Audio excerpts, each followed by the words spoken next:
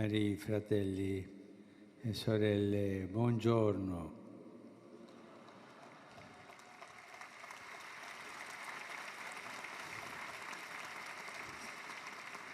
Con questa riflessione siamo arrivati alle soglie del Giubileo. È vicino. Davanti a noi sta la porta, ma non solo la porta santa, l'altra, la grande porta della misericordia di Dio. E quella è una porta bella, che accoglie il nostro pentimento offrendo la grazia del suo perdono. La porta è generosamente aperta. Ci vuole un po' di coraggio da parte nostra per varcare la soglia. Ognuno di noi ha dentro di sé cose che pesano, o no? Tutti, no? Tutti siamo peccatori. Approfittiamo questo momento che viene e varchiamo la soglia di questa misericordia di Dio che mai si stanca di perdonare, mai si stanca di aspettarci, ci guarda, è sempre accanto di noi. Coraggio, entriamo su questa porta. Entriamo per questa porta. Dal Sinodo dei Vescovi che abbiamo celebrato nello scorso mese di ottobre, tutte le famiglie e la Chiesa intera hanno ricevuto un grande incoraggiamento a incontrarsi sulla soglia di questa porta aperta.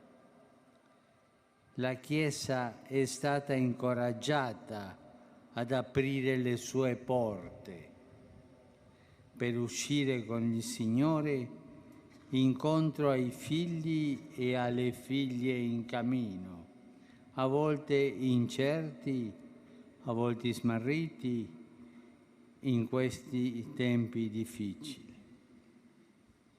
Le famiglie cristiane in particolare sono state incoraggiate ad aprire la porta al Signore che attende di entrare, portando la sua benedizione e la sua amicizia. E se la porta della misericordia di Dio è sempre aperta, anche le porte delle nostre chiese, dell'amore delle nostre comunità, delle nostre parrocchie, delle nostre istituzioni, delle nostre diocesi, devono essere aperte, perché così tutti possiamo uscire a portare questa misericordia di Dio. Il Giubileo significa la grande porta della misericordia di Dio, ma anche le piccole porte delle nostre chiese aperte per lasciare entrare il Signore o tante volte uscire il Signore prigioniero dalle nostre strutture, del nostro egoismo e tante cose. Il Signore non forza mai la porta. Anche Lui chiede il permesso di entrare, ma il Signore chiede permesso, non forza la porta. Il libro dell'Apocalisse dice: io sto alla porta e busso. Ma immaginiamoci il Signore bussando alla porta del nostro cuore. Se qualcuno ascolta la mia voce e mi apre la porta, io verrò da Lui, cenerò con Lui ed Egli con me. E nell'ultima grande visione di questo libro dell'Apocalisse, così si profetizza della città di Dio. le sue porte non si chiuderanno mai durante il giorno, il che significa per sempre, perché non vi sarà più notte. Ci sono posti nel mondo in cui non si chiudono le porte a chiave, ancora ci sono, ma ce ne sono tanti dove le porte blindate sono diventate normali. Non dobbiamo arrenderci all'idea di dover applicare questo sistema che anche di sicurezza a tutta la nostra vita, alla vita della famiglia, della città, della società e tanto meno alla vita della Chiesa. Sarebbe terribile una Chiesa inospitale, così come una famiglia rinchiusa su se stessa mortifica il Vangelo e inaridisce il mondo. Niente porte blindate nella Chiesa, niente, tutto aperto.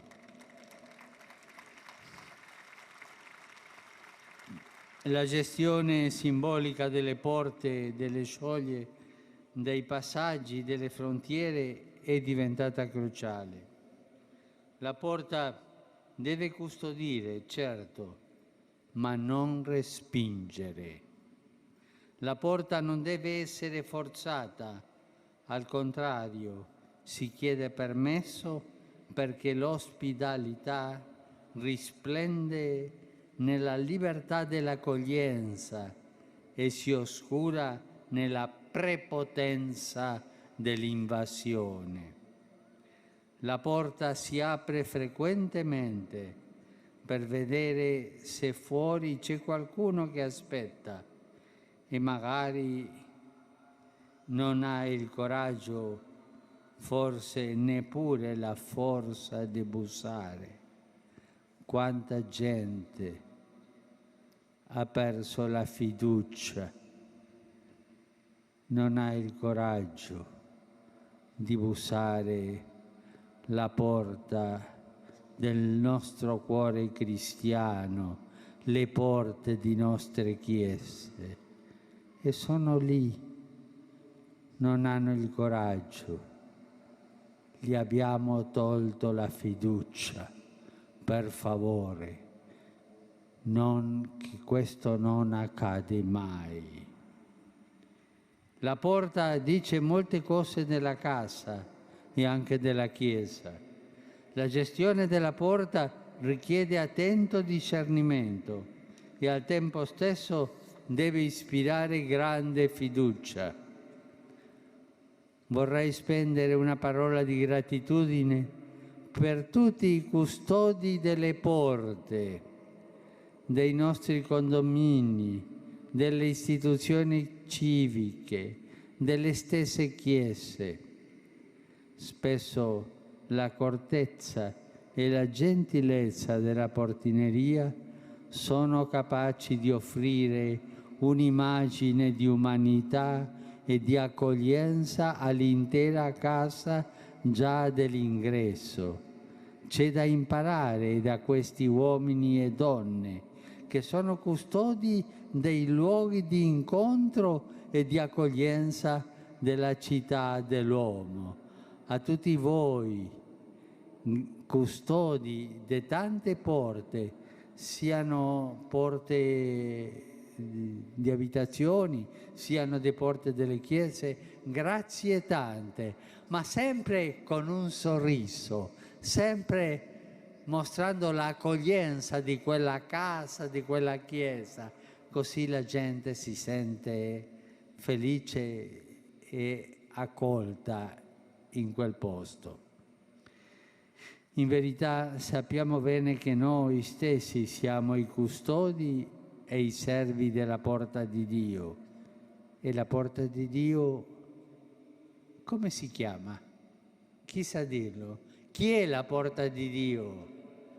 Gesù. Chi è la porta di Dio? Forte. Gesù. Egli ci illumina su tutte le porte della vita, comprese quelle della nostra nascita e della nostra morte. Egli stesso l'ha affermato: io sono la porta. Se uno entra attraverso di me sarà salvo. Entrerà e uscirà e troverà pascolo. Gesù è la porta che ci fa entrare e uscire, perché l'ovile di Dio è un riparo, non è una prigione. La casa di Dio è un riparo, non è una prigione. E la porta si chiama? Un'altra volta, come si chiama? Gesù. E se la porta è chiusa, diciamo: Signore, apri la porta. Gesù è la porta. Gesù è la porta e ci fa entrare e uscire. Sono i ladri quelli che cercano di evitare la porta. È curioso, i ladri cercano sempre di entrare dall'altra parte, dalla finestra, dal tetto, ma evitano la porta perché hanno intenzioni cattive e si intrufolano nell'ovile per ingannare le pecore e approfittare di loro.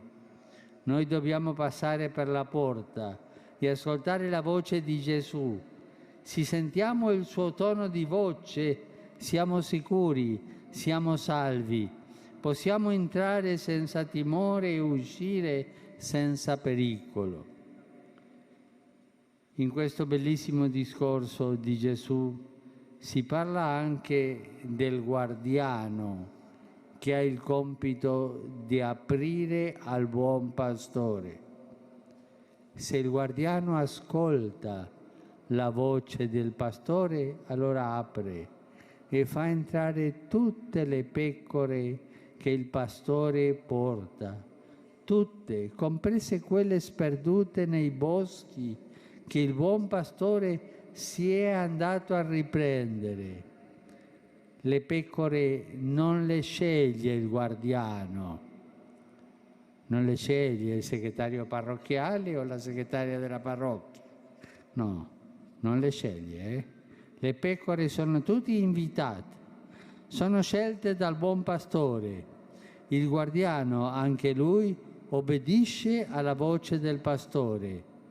Ecco, potremmo ben dire che noi dobbiamo essere come quel guardiano. La Chiesa è la portinaia della casa del Signore. La Chiesa è la portinaia, non è la padrona della casa del Signore. La Santa Famiglia di Nazareth sa bene che cosa significa una porta aperta o una porta chiusa. Per chi aspetta un figlio, per chi non ha riparo, per chi deve scampare al pericolo. Le famiglie cristiane facciano della loro soglia di casa un piccolo grande segno della porta della misericordia e dell'accoglienza di Dio. È proprio così che la Chiesa dovrà essere riconosciuta in ogni angolo della terra come la custode di un Dio che bussa, come l'accoglienza di un Dio che non ti chiude la porta in faccia con la scusa che non sei di casa.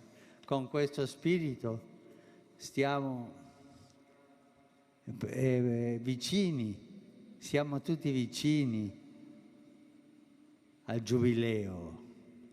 Ci sarà la porta santa, ma c'è la porta della misericordia di Dio grande, che ci sia anche la porta del nostro cuore per ricevere tutti, sia il perdono di Dio o dare il nostro perdono e accogliere tutti quelli che bussano alla nostra porta. Grazie.